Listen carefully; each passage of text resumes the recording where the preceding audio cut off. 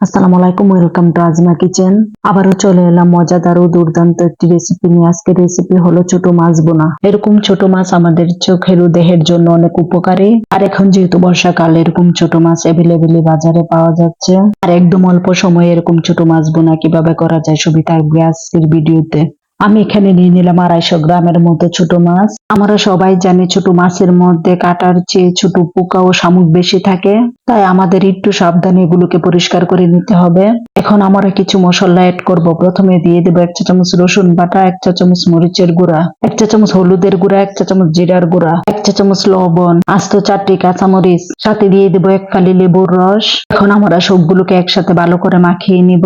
আমরা এর সাথে কোনো পানি অ্যাড করব না, একদম ঝরঝরা ভাবে মাখিয়ে নিব। মাখানো হয়ে গেলে রেখে দিব 5 থেকে 6 মিনিটের জন্য। এখন একটি কড়াইয়ের মধ্যে দিয়ে দেবো 10 থেকে 12 স্পুনের মতো সাদা তেল, সাথে দিয়ে দিব 2টি তেজপাতা, দিব হাফ চামচ গোটা জিরা। মশলাগুলোকে ভালো করে ভেজে নেব। মশলা ভাজা হয়ে গেলে দিয়ে দিব মাছগুলো, সাথে দিয়ে দেব উপর থেকে 2টি পেঁয়াজ কুচি।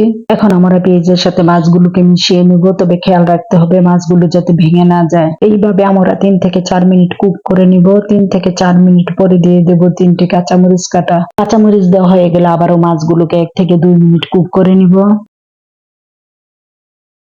সবশেষে আমরা দিয়ে দেব ধনেপাতা কুচি, যা আমাদের আঞ্চলিক ভাষায় বলা হয় হজার পাতা। ধনেপাতা দেওয়া হয়ে গেলে আবারও 2 থেকে 3 মিনিট আমরা কুক করে নিব। ছোট মাছ রান্না করার সময় প্রথমে আমাদের একটু ঝামেলা পোহাতে হয়। ছোট মাছের মধ্যে ছোট ছোট শামুক থাকার কারণে অনেক সাবধানের সাথে আমাদের পরিষ্কার করে নিতে হয়। আর পরে রেসিপিটা তৈরি করা একদম সহজ ও ইজি হয়ে যায়। তাই আমরা আমাদের প্রিয় মানুষটিকে এরকম একটি রেসিপি বানিয়ে অবশ্যই খাওয়াতে পারি। আশা করি ভিডিওটি আপনাদের ভালো লাগবে। আর ভিডিওটি ভালো লাগলে বেশি বেশি করে লাইক, কমেন্টস, শেয়ার করবেন। সবাই অনেক বেশি ভালো থাকবেন। আজকে এই পর্যন্ত। আল্লাহ হাফেজ।